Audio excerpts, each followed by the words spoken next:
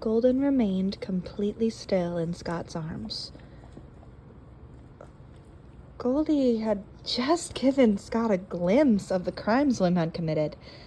Then he'd laid a boundary to protect himself. That's when Goldie had started to shake. But instead of Scott's normal, cold dismissal, Scott had hugged him. What was happening?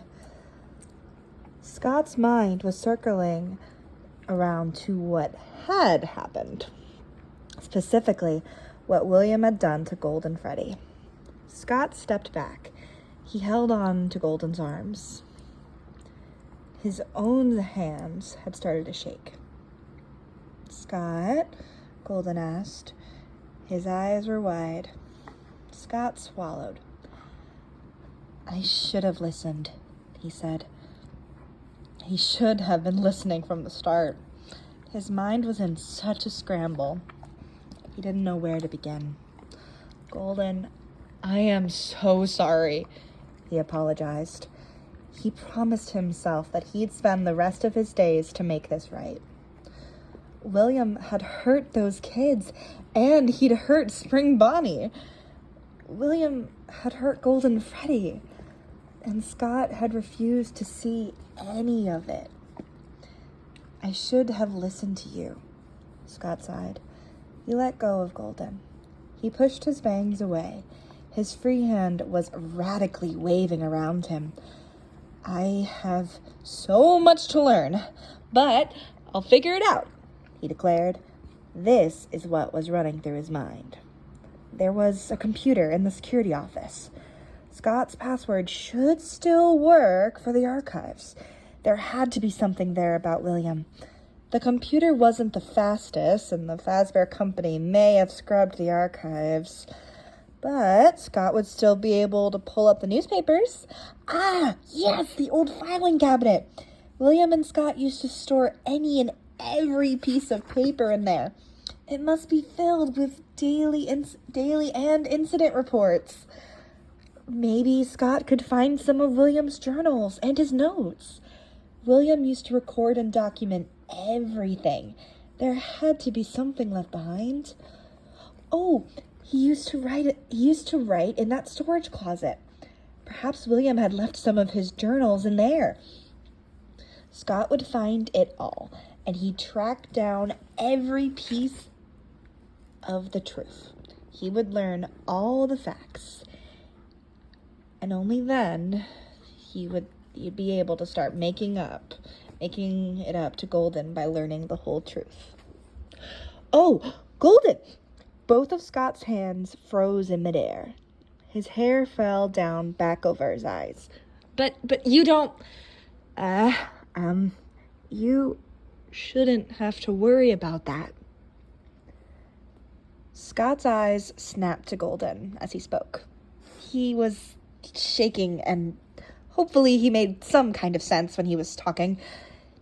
He had to protect Golden. Scott would keep this yellow bear safe from now on. Scott would do all the research. He'd do everything.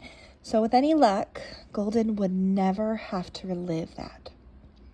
Scott would do it all.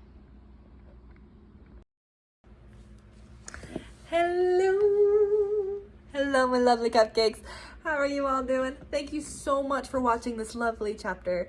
I shouldn't say lovely. Thank you so much for joining this chapter of the comic. This one is admittedly one of my personal favorites. I love a redemption arc. I love plans. And also world building for Scott. Phone guy in this one. It's so much fun. So this one was really fun because we got a glimpse into Scott's head. And because, Scott in this storyline, in this alternate universe, is a fixer. When he first started, his first job was being a toy maker. Then it was building animatronics. Then he not survived. But his thing used to be quick fixes. This isn't something you can quick fix. So what does the analytical man do? Analytical? I hope I'm using that right. He makes a plan, which is what you're supposed to do, because you're gonna make mistakes. Don't do what Scott did. Don't make the same level of mistake Scott did. But in this situation, phone guy is like, I really messed up, and I don't want to hurt Golden anymore. So I'm going to find out everything that purple guy did, and then I will act accordingly. We love a man who takes responsibility. Actually, not even as man. We love people who take responsibility for their actions. Yes! Oh my goodness. Because, yeah.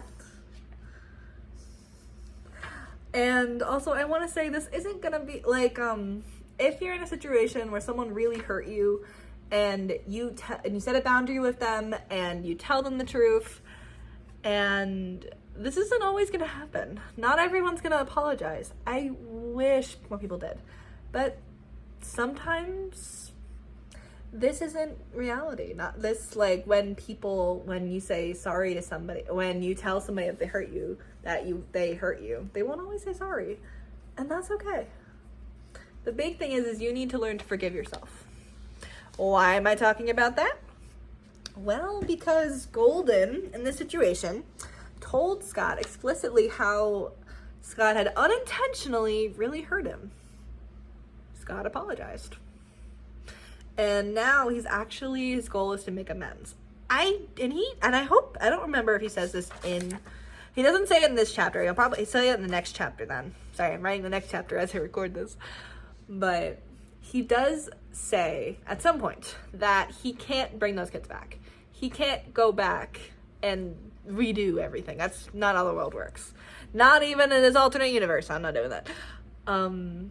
But he can make what's next better. He can self-correct. He can improve. And that's what he's gonna do.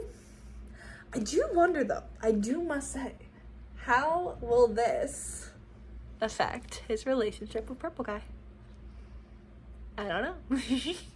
Oh, I'm so excited to find out. Well, thank you, my lovely cupcakes, for watching this lovely, lovely, lovely chapter of the comic. It has been so much fun going back. I didn't think I'd be rewriting this whole comic, but at this point, I'm pretty close. And I still love the original comic. It's not a bad story. It's just very much one that really needed a second draft, I think is a good way to put it. But if you guys want to read the original comic, it is still available on my Instagram page. One of these days, I don't know when, someday, I'm going to create a whole website where you can actually compare the original panels, the original comic. You can read the whole thing in its entirety, a whole section, along with the YouTube videos that have the different versions. Someday, I will do that. That requires a lot of organization, and I don't want to do that. At least not this very moment. Someday, hopefully. But hey, I hope you guys really enjoyed this chapter of the comic. I will see you guys next time on a lovely show. Bye.